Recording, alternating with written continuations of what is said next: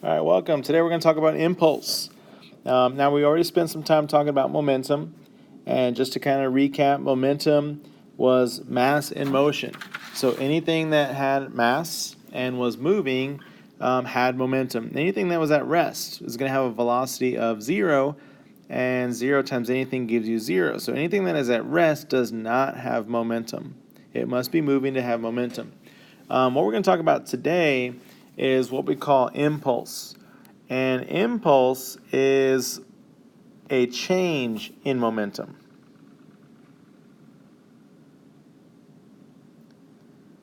Okay?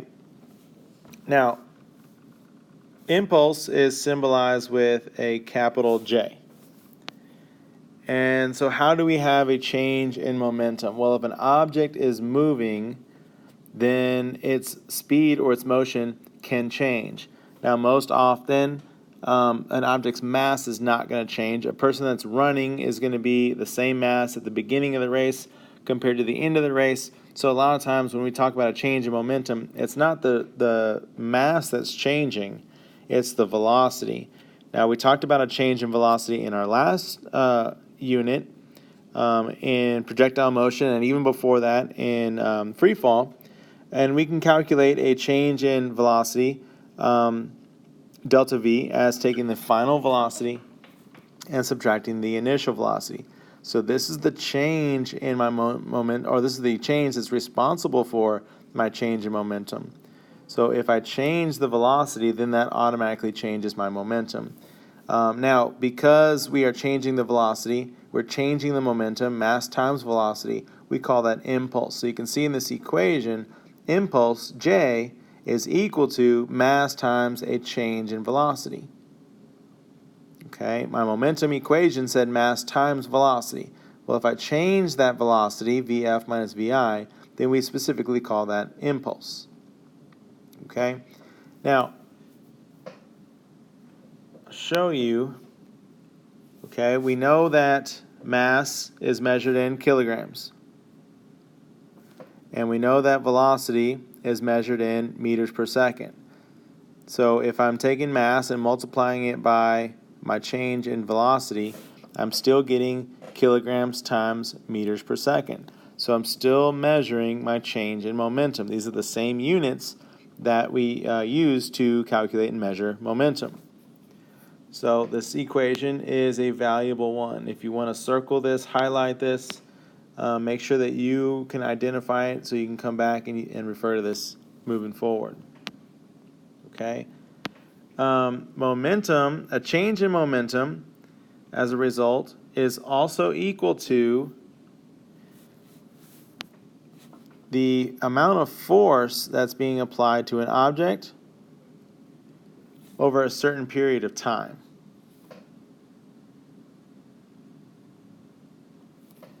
Okay, so since momentum is also equal to the amount of force being applied over time, then I can determine the impulse, the change in that momentum, as force times time. So you can see F times delta T. It's a change in time.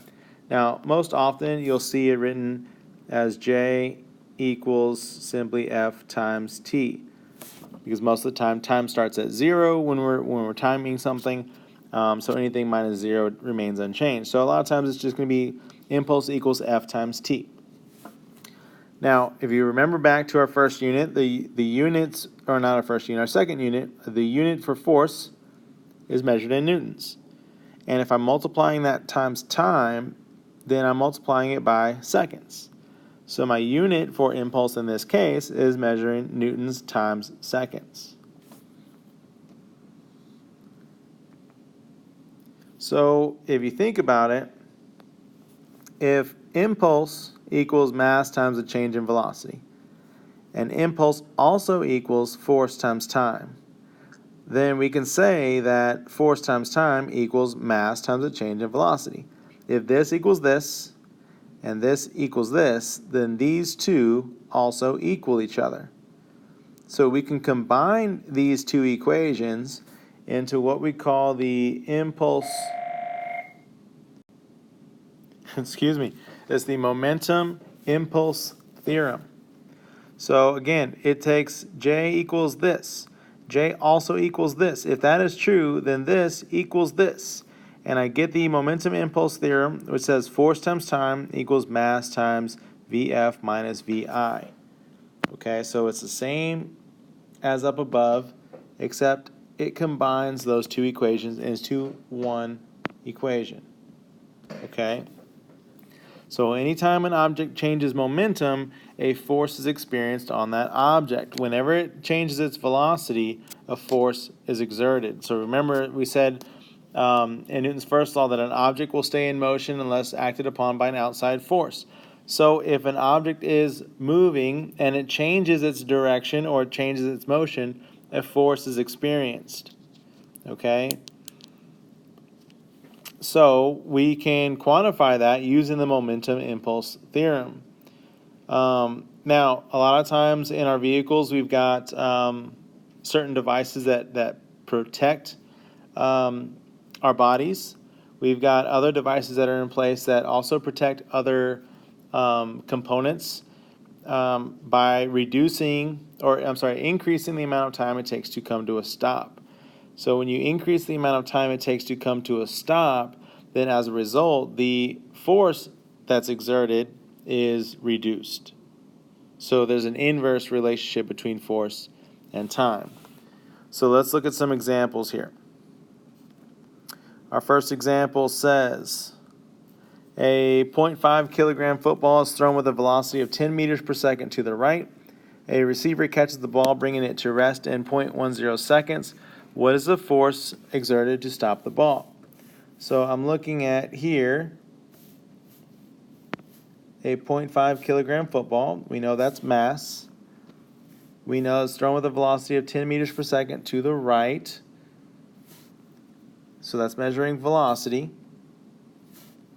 The receiver catches the ball and brings it to rest. So it's telling you that the ball was moving and now it's not. It's resting. So that means the final velocity is 0, which makes this my initial velocity. And 0.10 seconds measures time. So I want to know what the force is exerted to stop that ball, which is F. So when I write my momentum impulse theorem, it says F times T equals mass times a change in velocity, Vf minus Vi. So when I start plugging in my variables, I know that F is unknown. That's what I'm solving for. Time is given to me. It's 0.10 equals mass was 0.5 kilograms. Final velocity, if it's coming to a stop, that's 0 minus the initial velocity, which is 10. Okay? So if I take this one step further, I still get F times 0.10 equals, and I know that 0 minus 10 is negative 10. Negative 10 times 0.5 gives you negative 5. So my last step in getting F by itself is moving 0.10 to the other side. So F is being multiplied by 0.10. So the opposite is to divide both sides by 0.10.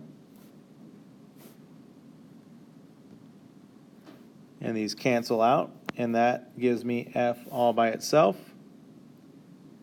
with a value of negative 50 newtons.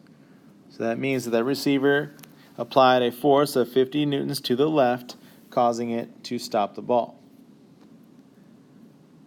Our next example says what is the mass of a ball that is hit with a force of 15 newtons and travels from rest to 12 meters per second in 2 seconds. So I know, based off of what it says here, that I'm solving for mass. It's hit with a force of 15 newtons. This is F. And it's traveling from rest, which we know is 0. So it's implying that that's how it starts. And then it goes to 12 meters per second. So this has to be my final velocity. And 2 seconds measures time. So the momentum impulse theorem says F times T equals m times the change in velocity. Now the reason I know I'm using this equation is because it lists all the variables that are in this equation. If it just gave me the mass and the velocities and said solve for impulse, then I wouldn't use this equation. I would use J equals m times Vf minus Vi. If it just gave me J and F and asked me to solve for T, then I wouldn't use this equation. I would use J equals F times T. But since I have all these variables given to me, then this is my equation. So I'm going to plug in what I know. Force is 15 newtons. The time is 2 seconds. The mass is what I'm solving for. The final velocity is 12, and it started off at rest. So if I simplify this, 15 times 2 is 30. Mass is unknown. 12 minus 0 is still 12. So to get mass by itself, I have to do the opposite operation, and that's to divide both sides by 12. And when I do that, then my mass is isolated, and 30 divided by 12 gives me 2.5.